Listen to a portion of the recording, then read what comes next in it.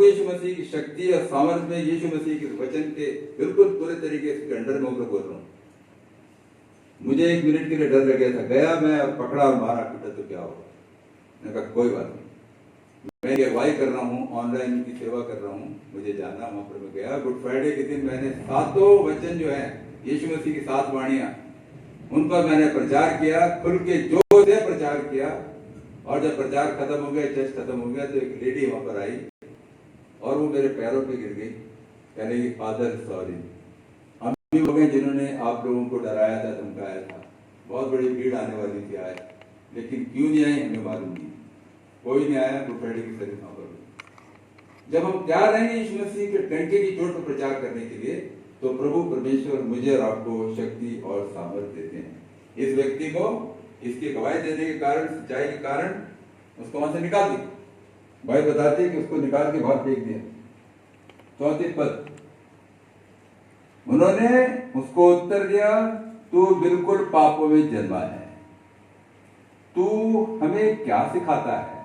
अबे हम तो धर्म के ठेकेदार हैं, हम तो पंडित पुरोहित याजक लोग हैं, तू अंधे व्यक्ति, अंधा था जो पहले, भीख मांगता था, भिखारी, तेरा नाम भी नहीं पता हमें, तू है, तेरी वक़्त क्या, तेरी ताकत क्या, तू हो है कौन, तू हमें सिखाता है?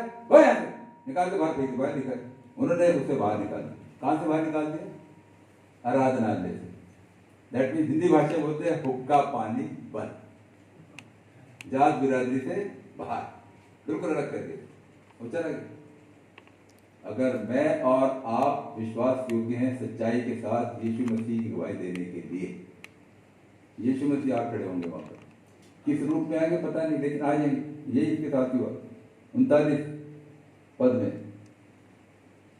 35 पद में, यीशु ने सुना, मंदिर से निकले तो यीशु मसीह ने अंधे को देखा।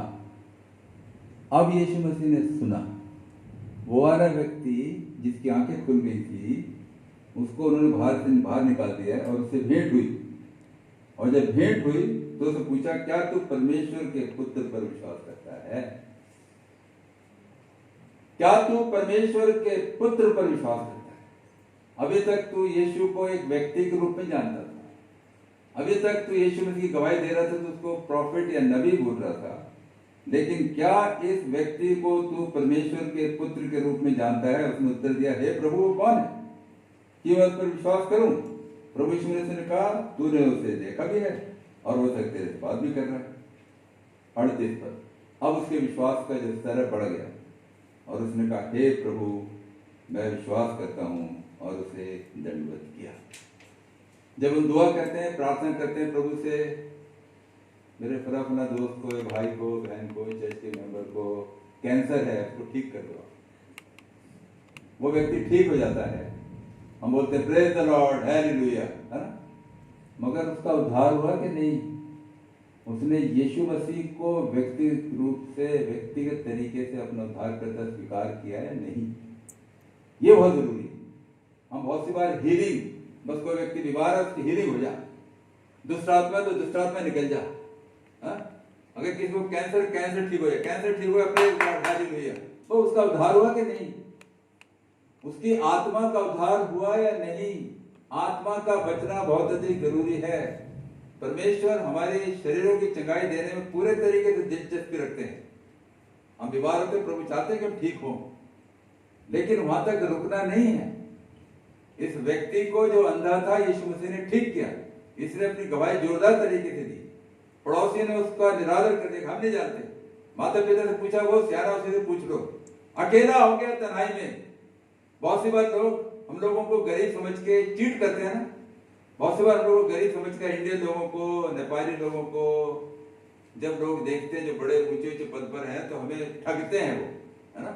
हमें बुला लेते, आ जाओ इस वाले देश में काम करने आ जाओ, और जब आ जाते हैं तो कठिन परिस्थिति में होते हैं। अभी 5 साल में बताया था कि एयरपोर्ट पे थे तो एक लड़की मिली, पंजाबी लड़की, उससे हमने कहा था फोटो खींचो, हमारी फोटो खींच रही, मैंने उसको बताया, बाकी शुरू की तो पता लगा, उसने बताया कि सर जी मुझे यहाँ पर मुझे बुलाया था पढ़ाई के लिए, मेरे से पोछा लगवा रहे हैं, क्या करूं?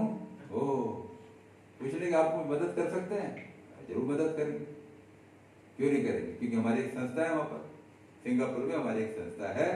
अगर नेपाली लोगों पर, भारत के लोगों पर, जो माइग्रेंट वर्कर्स हैं, काम करने के लिए अपने देश से आते हैं, कमाते हैं, अपने देश के घर को पैसा भेजते हैं, जब वो लोग समस्या में होते हैं तो हमारी एक संस्था है सिंगापुर में, वो उनकी मदद करती,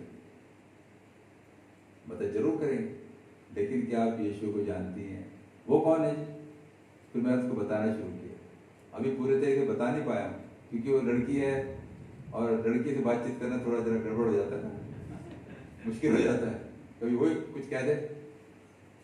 तात्पर्य ये मौका नहीं छोड़ना, क्योंकि उससे दोबारा मुलाकात हो गया ना हो, हमें कब, जब मौका मिले बहुत केयरफुली, सावधानी के साथ बता देना कि यीशु कौन है। और इस व्यक्ति ने भी यीशु मसीह को अपना उद्धारकर्ता स्वीकार कर लिया। तो इस अंधे व्यक्ति के जीवन के तरफ देखते हैं, धीरे धीरे अपने स्तर में बढ़ा। अगर वो उसको डांट लगती, वो डांटते लोग, और जैसा कि उन्होंने डांटा, तू अंधा व्यक्ति हमें क्या सिखाता है, अगर चुप हो जाता तो शायद उसका ये वाला स्तर हमें देखने को नहीं मिलता। यीशु मसीह ने सुना और यीशु मसीह के पास आए, और यीशु मसीह से अब यीशु मसीह ने कहा, यीशु मसीह ने तो कुछ नहीं बोला, डांट नहीं लगाई, अरे तुझे सावधान रहना था, तुझे मालूम नहीं था इतने ढेर सारे फरीसी लोग हैं, ये तो धर्म के ठेकेदार हैं, अरे हिंदू राष्ट्र में तुम रहते हो, कैसे तुम्हें वचन बताना, तो सोचो तो सही, अरे प्रचार करना बंद करो भाई। यीशु मसीह ने ये नहीं बोला, यीशु मसीह ने उसको डांट नहीं लगाई, यीशु मसीह ने ये भी नहीं पूछा कौन फरीसी लोग है वो, तेरा लेके चल मुझे अपने साथ, मैं देखता हूँ तुझे मना कैसे क्यों ना रजवाने में आने के लिए लो, क्योंकि इस व्यक्ति का उद्धार नहीं हुआ। तो तू परमेश्वर के पुत्र को जानता है, वो कौन है? वही जो तुझसे बात कर रहा है। अभी तो उसको यीशु व्यक्ति के रूप में जानता था, अब तुझे यीशु को परमेश्वर का पुत्र उद्धारकर्ता के रूप में जानना अवश्य है, और उसे स्वीकार किया। हम प्रभु को धन्यवाद देते हैं जब प्रभु हमें ऐसे ऐसे मौके देते हैं कि हम लोग गवाही का काम करें, लोगों को यीशु मसीह के बारे में बताएं और बाहर निकलें। मलेशिया में जाकर प्रचार करना बहुत कठिन